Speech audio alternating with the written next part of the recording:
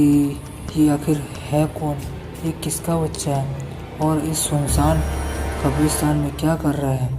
ये सोचकर उसने उस बच्चे की तरफ हाथ बढ़ाया, लेकिन तभी उसे किसी ने बुलाया, अरे भाई, अरे कहाँ, किसको बच्चे को उठा रहे हो तुम, अरे यहाँ देखो। वो पीछे जैसे ही मुड़ता है रामू, तो वहाँ पर कोई नहीं था। रामू ने सोचा, अरे यहाँ पे कोई नहीं है, तो फिर आवाज़ मुझे किसने दी। और ये सब अपना वहम समझ के वह वापस से कब्रिस्तान के उसी कब्र की तरफ मुड़ता है जहाँ पर वह बच्चा बैठा हुआ खेल रहा होता है। लेकिन जैसे ही वो पलट के दिखता है तो वहाँ पे कोई भी बच्चा नहीं होता है। और ये सब देखकर रामू बिल्कुल डर जाता है दोस्तों, उसके रोंगटे खड़े हो जाते हैं। वो इतना डर और सहम जाता है कि उसे समझ में नहीं आती कि उसके साथ आखिर ये सब क्या हो रहा है। रामू जैसे तैसे झटपटाते डरते हुए वहाँ से वापस भागने की कोशिश करता है और भागते ही भागते वह कब्रिस्तान के मेन द्वार की तरफ दौड़ ही रहा था कि तभी उसे सामने से एक औरत दिखाई देती है जो कि एक कब्र के ऊपर उसी बच्चे को लेकर बैठी हुई होती है दोस्तों।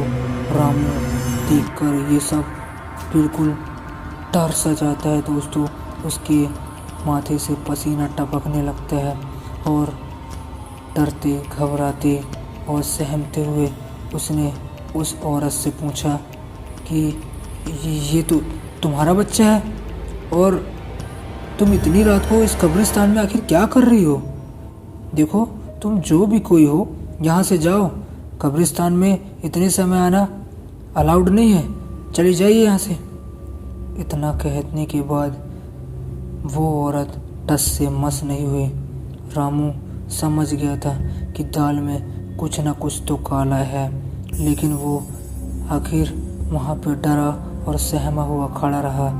उसके जवाब का इंतज़ार करता रहा, लेकिन उस औरत ने कुछ भी नहीं बोला और अपने ही मन में आराम से कुछ बड़बड़ाने लगी।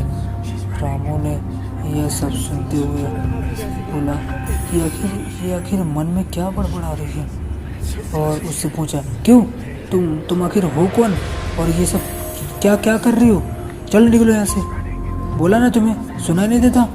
इतने में ही उस औरत ने बड़बड़ाना बंद कर दिया दोस्तों।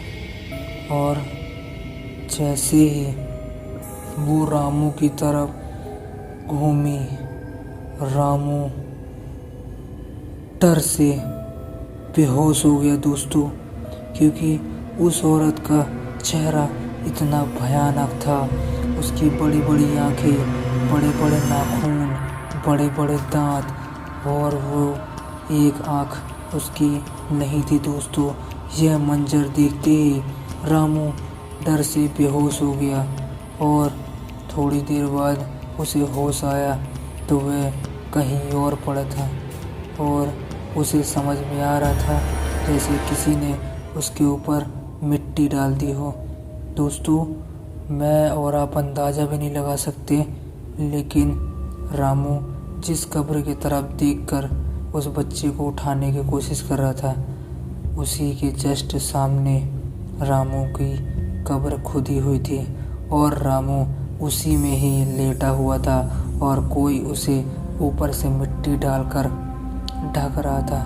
दोस्तों, आपको बता दूं कि रामू को उसने पूरा जिंदा दफन कर दिया था और उसके बाद से फिर कभी रामू दिखाई नहीं दिया और ना ही अब वहाँ पे कोई आता जाता है और ना ही उसकी कोई तलाश की गई। दोस्तों, ऐसा माना जाता है कि रामू आज भी उसी कब्रिस्तान के बाहर रात को कई लोगों को देखा है और लोग का कहना है कि वो आज भी अपनी वही टॉर्च और बीड़ी को जलाकर चौकीदारी करता रहता है।